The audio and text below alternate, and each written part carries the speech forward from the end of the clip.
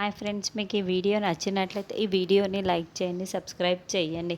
లక్ష్మి నిద్రపోతూ ఉంటుంది. తెల్లవారడంతో లక్ష్మి ఉన్నట్టుండి లేచి కూర్చొని పక్కనే చూసుకుంటూ ఉంటుంది. అయితే బెడ్ పైన పక్కన జున్ను లేకపోవడంతో జున్ను ఎక్కడికి వెళ్ళిపోయాడు అని ఇల్లంతా జున్ను జున్ను అని వెతుకుతూ ఉంటుంది.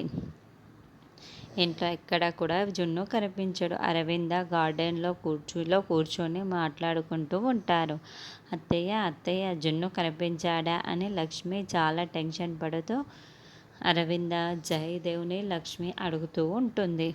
ఏంటి జున్ను కనిపించటం లేదా? మేము కూడా చూడలేదే అని జయదేవ్ అరవింద చెబుతారు. అయ్యో ఏమైపోయాడో, ఎక్కడికి వెళ్ళిపోయాడో అని లక్ష్మి చాలా బాధపడుతూ ఉంటే వివేక్ జాను ఏంటి జున్ను కనిపించటం లేదా అని టెన్షన్ పడుతూ ఉంటారు. అప్పుడే మనీష దేవయాని కూడా లక్ష్మి వాళ్ళ దగ్గరికి వస్తారు. ఏంటి లక్ష్మి జున్ను కనిపించడం లేదంట కదా అని.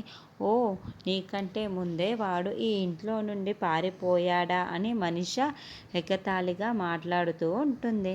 అప్పుడే లక్కీ అక్కడికి వచ్చి అమ్మా, మీరు జున్ను కోసం వెతుకుతున్నారా?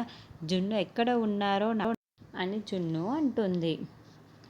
జున్నును చూసావా? ఎక్కడున్నావు? చెప్పు లక్కీ, చెప్పు, నాకు చూపించు అని లక్ష్మి అడుగుతూ ఉంటే అవునే చూపించనే అని అరవింద కూడా అంటుంది. నాతో రండి, నేను చూపిస్తాను కదా అని లక్కీ అంటుంది. పదండి పదండి అని అరవింద, మనీష, దేవయాని, లక్ష్మి అందరూ కూడా లక్కీ వెనకాలే వస్తూ ఉంటారు. అప్పుడే లక్కీ ఒక గది తలుపుని తోసి మరీ చూపిస్తూ ఉంటుంది. అదిగో జున్నును చూడండి అని చూపిస్తూ ఉండడంతో వరుసగా అందరూ నిల్చొని నోరు తెరుచుకొని మరీ షాకింగ్గా చూస్తూ ఉంటారు.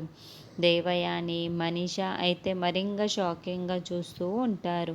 అంటే మిత్ర గదిలో మిత్రతో పాటు మిత్ర జున్ను కలిసి పడుకున్నారా అన్నది నెక్స్ట్ ఎపిసోడ్లో చూద్దాము.